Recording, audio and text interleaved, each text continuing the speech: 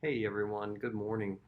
This morning in Bible class, we come to the conclusion of our study Praising God in a Pandemic, Comfort and Hope in the Psalms.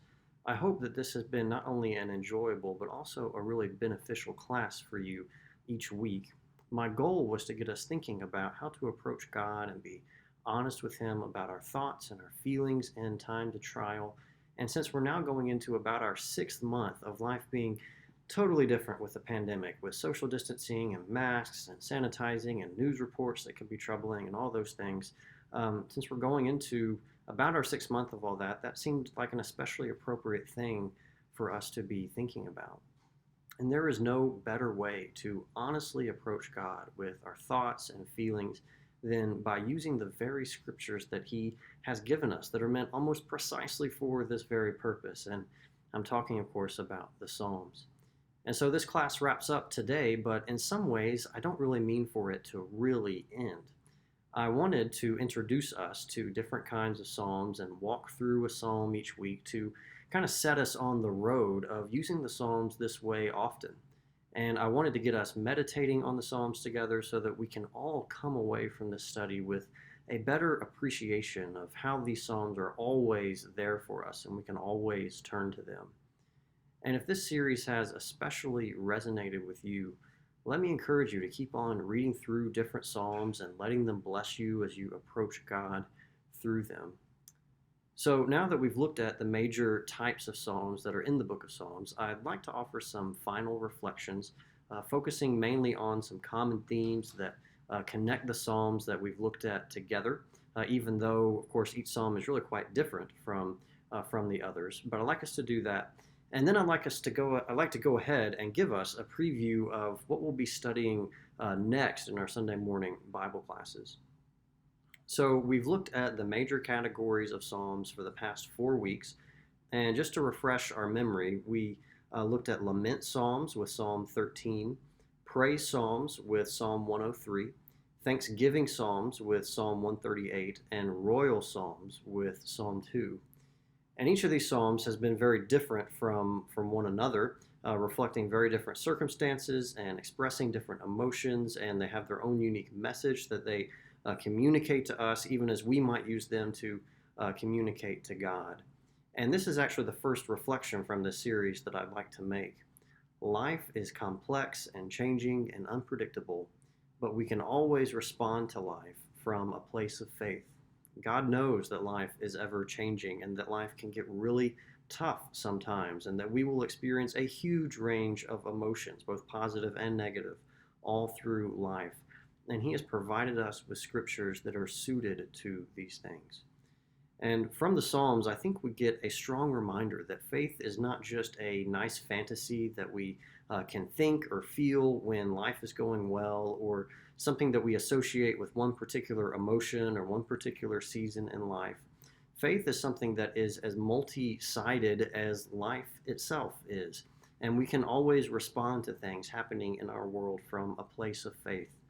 We don't have to turn to distractions or destructive habits or bad influences as we experience change, and really change of any sort, whether it's good or bad. God is someone we can always turn to instead of those things. God is someone we can always turn to in faith.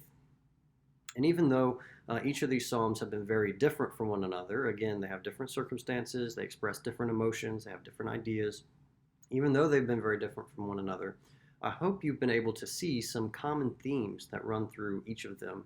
And I just want to focus on three this morning. You may have noticed some others as well on your own throughout this series. The first one I wanted to think about is the reality of enemies. In our study of the Psalms, we kept seeing different Psalms make reference to the enemies that a particular psalmist was facing. And we mentioned that sometimes these are literal opponents who were out to ensure the downfall or the death of the psalmist or maybe of God's people. And sometimes they could be metaphorical for illnesses or obstacles, struggles, and things like that. But enemies didn't just come up in something like a lament psalm where the psalmist is crying out for deliverance. That might be a place where we expect to see a reference to enemies, but they also came up in several of our other psalms as well.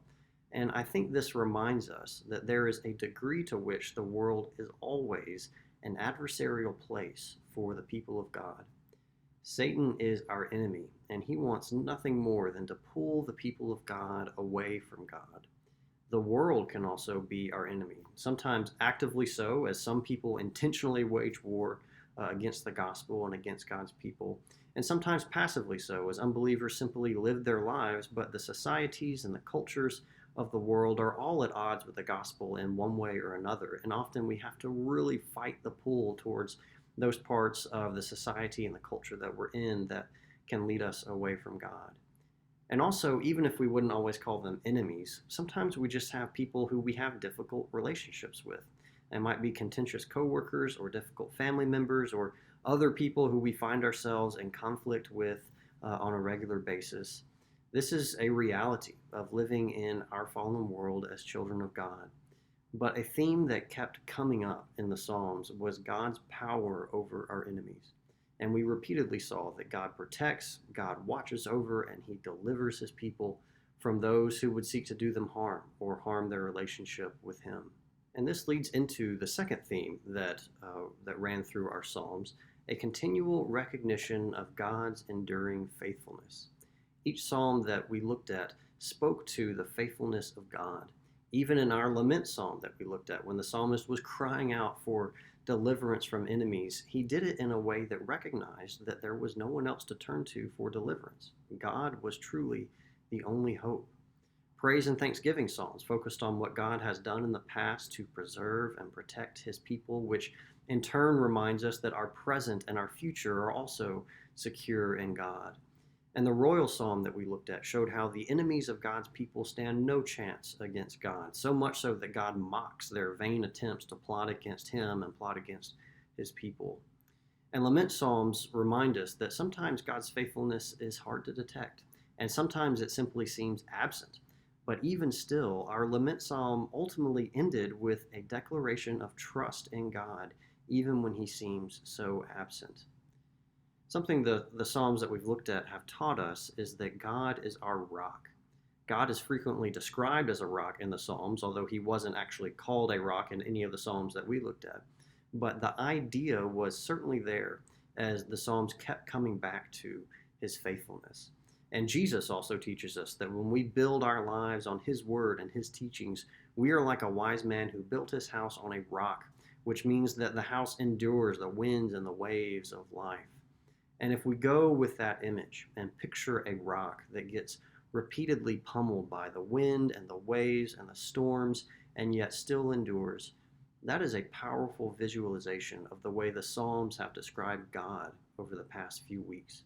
The weather is ever changing and sometimes it gets very nasty, but the rock stands through it all. And our God is the same way because he is faithful. He is our rock. And the Psalms remind us that there is no one and there is nothing else in life worth turning to in every season of life that compares with turning to God. And this observation builds, the third observation builds from the previous two. A theme that kept coming up in our Psalms was the hope of victory that God's people have. Again and again, no matter what type of psalm we were looking at, and no matter what emotions the psalmist was bringing before God, we saw the hope of eventual victory in God. And I mentioned that not all psalms express this hope. Psalm 88 is a lament that does not express this hope, and we talked about how sometimes we may not be able to utter words of hope because of how severe a trial is or how great our suffering might be. But that doesn't mean that the hope of victory in God has vanished. It might mean that it seems to have vanished to us, but that doesn't mean that it has actually vanished. And from a Christian perspective, looking at these Psalms in light of the cross, this hope of victory takes on far more significance and meaning. We are promised an eternal life of peace and goodness and full fellowship with God as followers of Jesus. And nothing that happens in this life can take that away. There is victory in Jesus, and that is a future reality that we can draw strength from in the present. And so the Psalms regularly present us with a message of God's victory over enemies, a recognition of God's faithfulness, and also the enduring hope of victory for God's people. And I called this class Praising God in a Pandemic because the pandemic is something that we are all going through right now, and we have been living through it for so long that it may not even seem like much of a trial anymore to some of us. Sometimes it just seems more like a pest that we have to put up with for now while we just wait for it to end. But the pandemic has made everything different, and it has made everything more stressful, and it has changed the way we do just about everything. And we're getting a big reminder of that right now as many students transition into going back to school in the midst of a pandemic. I'm transitioning into that same thing right now as my semester starts. And for those who have contracted COVID, or those who have loved ones who may have contracted it, especially if they're high risk, for them it often feels like more than a pest. And the same could also be said about those whose income or whose job security have been affected as well. And for probably just about all of us, there are times when we look around and take everything in, and for us, it feels like far more than just a pest. We really want this thing to end, and we just don't know when it's going to. And so I hope that turning to the Psalms to express the variety of emotions that we may feel has been helpful for you. And let me encourage you to consider looking into some of the other Psalms that I suggested each week, or any Psalm that relates to how you're doing and what may be on your heart and on your mind. And use the Psalms to approach God and use them to be a source of comfort and hope.